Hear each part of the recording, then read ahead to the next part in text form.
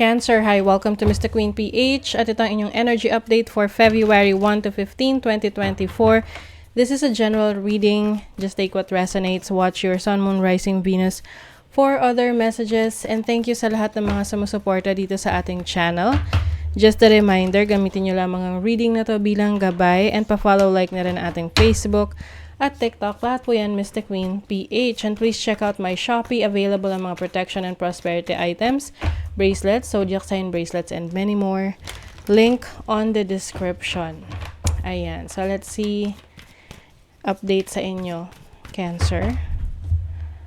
What's up? Energy update. Okay, let's see. You have Taurus energy, cultivate, taking care of yourself. Maaring meron ka ngayong aasikasuhin related sa business mo or sa career mo or even sa physical appearance.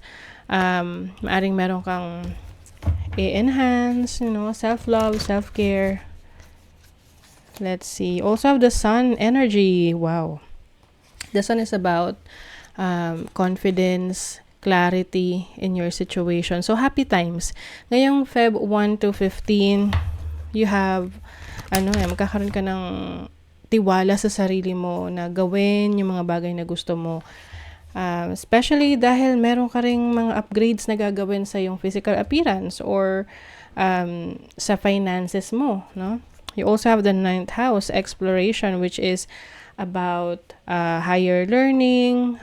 Meron kang mga travel opportunities ngayong first half ng February. Pwedeng pupunta ka sa mga places na doon ka mas magiging masaya. Alam mo yung tinatawag mong happy place, ganyan. Oo. So, let's see what else. Overall energy ng mga Cancer. Overall energy. You have the Hanged Woman. Okay. Meron kang pinagninilay-nilayan, iniisip. Meron ding pause, pagtigil. Oh, the Tower. Wow. Okay, some of you, merong major event ngayong first half ng February na pwedeng hindi nyo siya papansinin. Oo, yung tipong pwedeng, let's say, separation sa relationship pero hindi ka magpapa-apekto. Or may challenges kang kakaharapin pero hindi ka magpapa-apekto. Hindi, mas kalmado. Oo, yung iyong pamamaraan ng pag-deal sa isang challenge, sa isang problema, or sa isang biglaang pangyayari na hindi mo ina-expect. What is your challenge? The Hierophant. So, this is your energy. And the Hermit.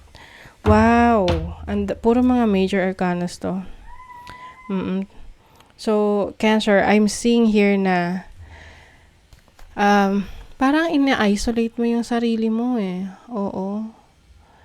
Parang you feel like you don't want to talk about anything na malulungkot ka lang. Alam mo yun? Na pwedeng meron kang mga bagay na tinatago mo na lang sa sarili mo.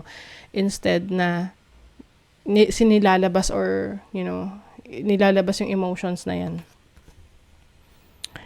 Pwedeng merong person sa buhay mo na nakakapansin na yan or asking you what's going on pero umiiwas ka lang.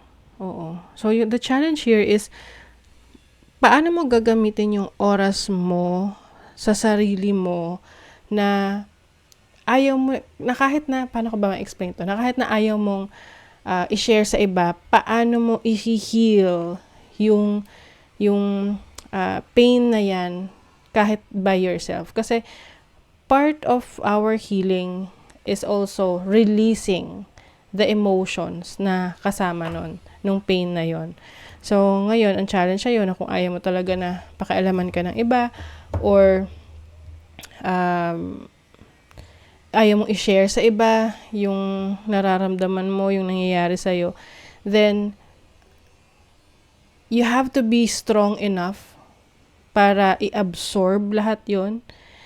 And at the same time, strong enough din na i-let go yung mga bagay na alam mong hindi na makakatulong sa yung highest good. So, what is your opportunity? Ano yung opportunity ng mga Cancer? You have the 5 of Pentacles and the Temperance. So, finances, no? Pagdating sa kaperahan, maaring challenging sa inyo ngayon. Pwedeng merong kapamilya, kamag-anak, or someone na connected sa'yo na namang problema sa kanyang resources, sa pera, na pwedeng ikaw apektado rin. But I think you have the opportunity now to be more patient sa situation na lilipas rin yan, no? Kailangan mo lang na maghintay, no? Muna. For as long as you think na nagawa mo na yung part mo, yung makakaya mo to gawan ng paraan kung ano man tong challenging situation sa finances mo. You have to wait for kung kailan yung darating. Yung help, yung tulong. And let's see your blessing. Ano yung blessing ng mga Cancer? You have the 7 of Cups and the Ace of Cups. So, the blessing here is about finding what you really love. Kasi maraming confusion sa iba sa inyo about the opportunities. Pwedeng na-overwhelm lang kayo sa mga bagay na pwede nyong gawin, makuha, ma-experience. Pero pag nandun na, parang hindi mo pala gusto. Oo. So, the blessing here is, ano man tong mga available na options sa'yo, mga pagpipilian mo, meron kang makukuha na best for you, na kung saan dun ka talaga magiging masaya. Dun ka mas magiging fulfilled. So, for you, Cancer, this is about exploration, exploring other opportunities, and kung talagang sa ngayon ayaw mong mag-share sa iba, yung gusto mo ng katahimikan ng isip, or parang you want to be by yourself, then okay, gawin mo yon, but don't forget to take care of yourself. Ayan, acceptance, embrace who you really are. Being true to yourself. Ascension, awaken to your soul's potential. So, I think you will also realize kung gaano ka kagaling, kung gaano ka ka-powerful, kung gaano ka kalakas, para ma-overcome mo itong mga challenges na to. Show compassion and forgive what needs to be forgiven. So, part din ng mga bagay na i-release mo sa buhay mo is yung pagpapatawad mo sa mga taong nanakit sa'yo, and at the same time, number 1, yung sarili mo. Pagpapatawad mo sa sarili mo sa mga bad decisions mo, mistakes mo, na na-realize mo na kailangan mo talagang i-work out or ayusin. Okay? Kaya ngayon iba sa inyo, mas pinipili mo ng mag-isa, mas pinipili mo na hindi pa kailaman ng ibang tao. Okay? Para mas makapag-isip-isip kayo ng maayos.